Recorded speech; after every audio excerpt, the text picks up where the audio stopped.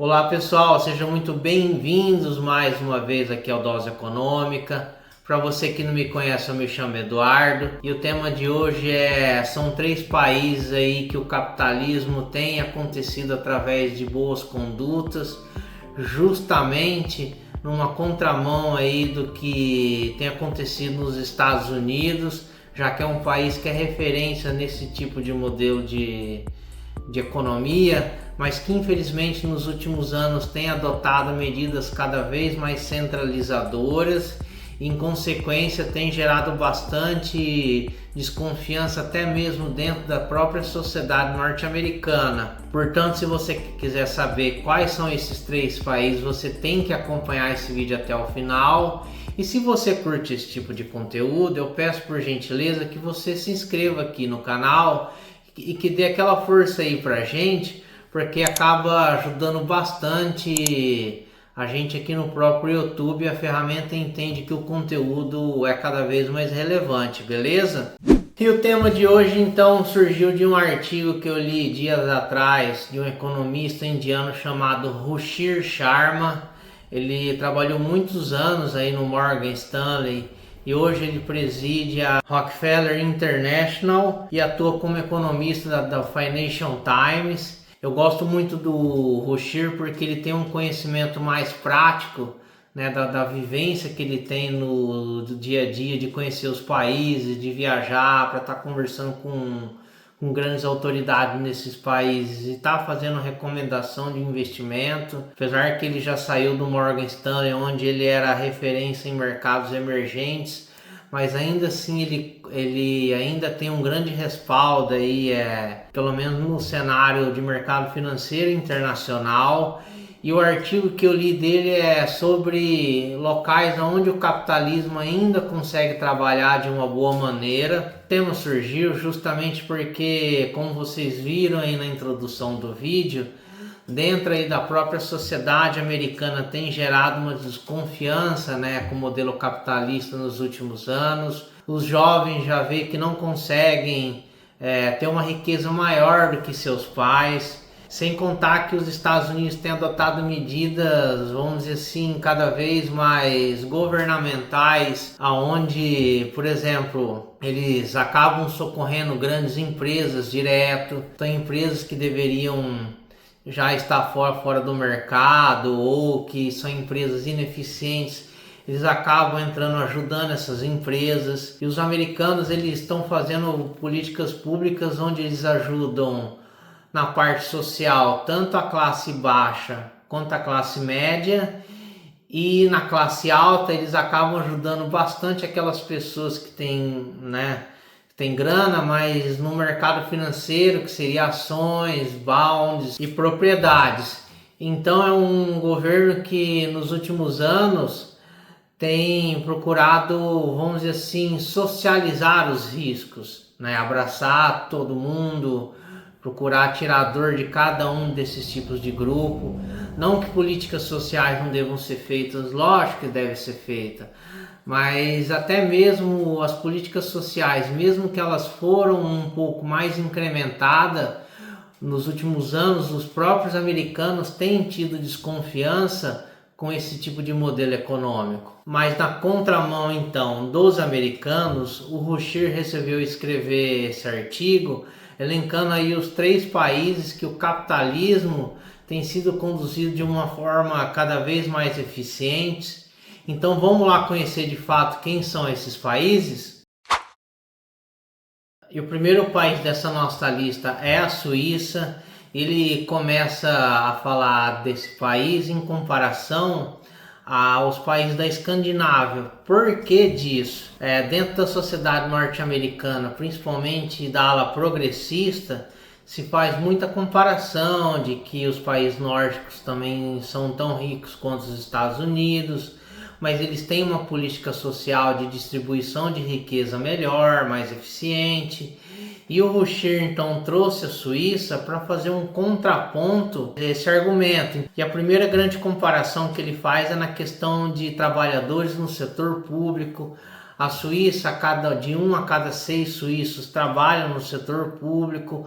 é uma média, eles têm uma média, é metade do que acontece nos países da Escandinávia, sem contar que a Suíça também é mais rica do que esses próprios países, e mesmo assim ela tem uma política social, né? Então não é porque ela é um país de alta renda que não abra mão de ter os seus gastos sociais. Mas você deve estar se perguntando, mas então, mesmo que tenha políticas sociais, é um estado mais enxuto, provavelmente deve ter então uma grande desigualdade de renda. E o próprio Ruchir comenta que a desigualdade de renda na Suíça ela é bem próxima desses países nórdicos. Eu fiquei com a pulga atrás da orelha e acabei indo verificar se realmente isso é verdade ou não.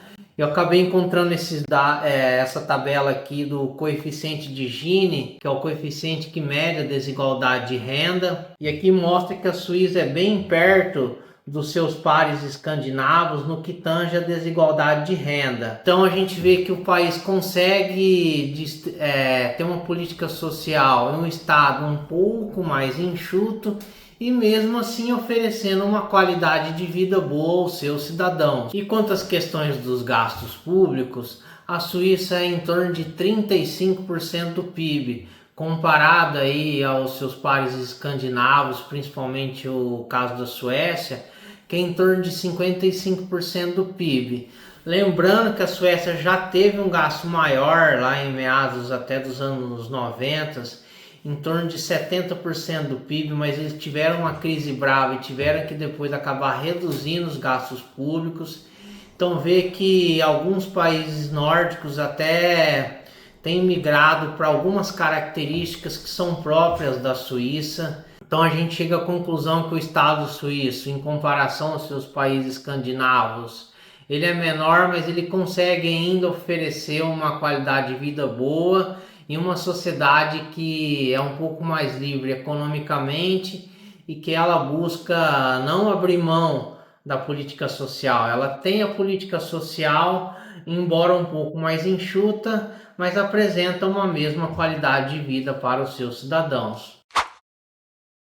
E o nosso segundo país dessa lista é Taiwan, país aí que fez parte daquela onda dos milagres asiáticos, junto com o Japão e a Coreia do Sul. Taiwan acabou se especializando mais no setor de tecnologia, especificamente ali na parte de chips, como a gente vê nessa disputa entre os Estados Unidos e a China, justamente nessa ilha, por conta desses componentes. Portanto, o que Taiwan fez de diferente não é criar uma grande marca e produzir algum produto tecnológico por inteiro.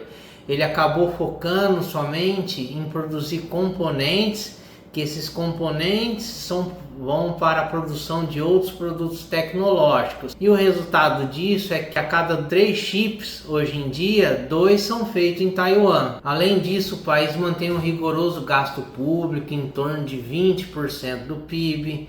Então é até menos do que a própria Suíça, como a gente viu no caso, que é em torno de 35% do PIB. Sem contar que Taiwan não tem o costume, igual dos americanos, de socorrer empresas decadentes, que são ineficientes.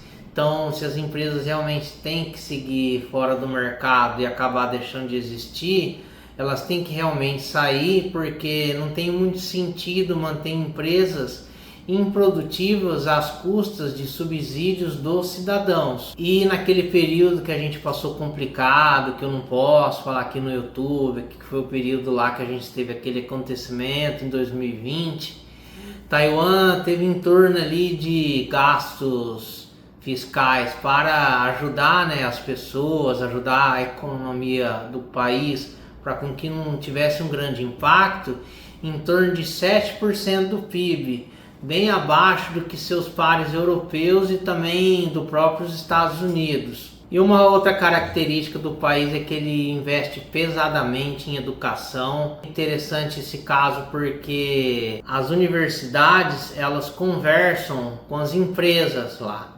Então tem alguns certos hubs onde funciona uma junção ali dos estudantes junto com as grandes empresas, e o que a gente não vê muito isso no Brasil. Parece que a maioria das universidades, infelizmente, é um pouco afastada do que acontece dentro da iniciativa privada. Mas há um único ponto da temática de Taiwan que o Ruchir trouxe aqui, é que eles infelizmente sofrem uma certa ameaça da China, já que a China ainda considera Taiwan como uma ilha sua, e eles acabam tendo ameaças de mísseis, né, até de invasão do próprio país.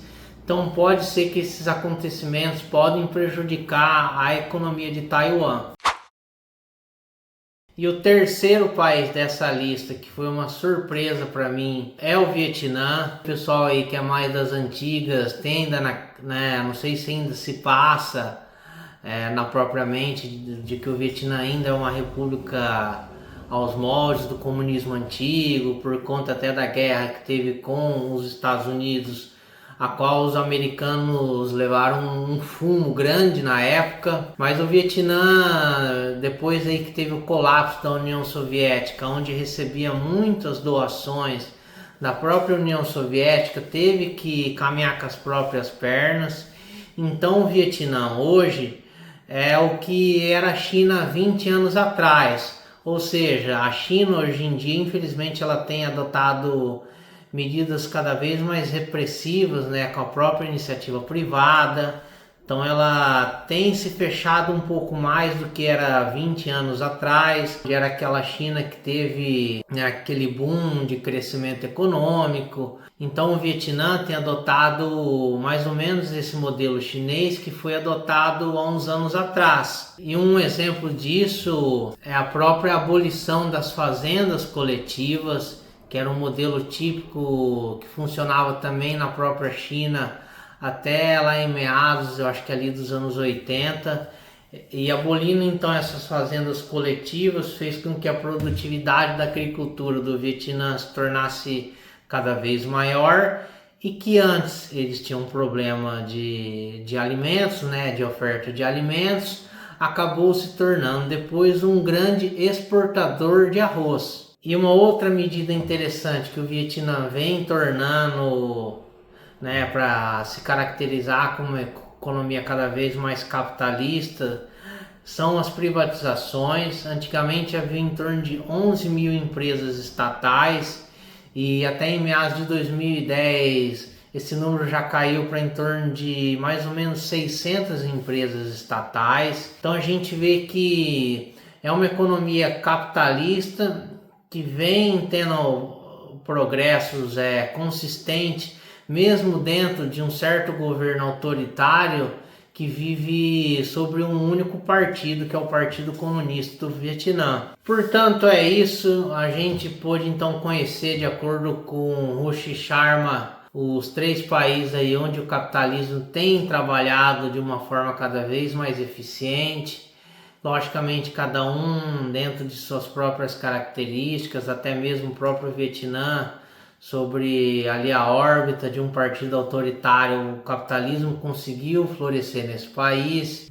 E eu espero então que você tenha gostado desse conteúdo. Se ficou bem claro, por gentileza, deixa o like. O que você achou desse tema, né? Se você concorda que esses países realmente são exemplos de uma boa economia capitalista ou não, ou se você acha que o ponto de vista do Ruchir na elaboração desse artigo é um ponto de vista equivocado, deixa aqui nos comentários. E eu aguardo você então na próxima semana com mais um assunto de economia para a gente estar se debruçando aqui no Dose Econômica. Um grande abraço, tchau, tchau.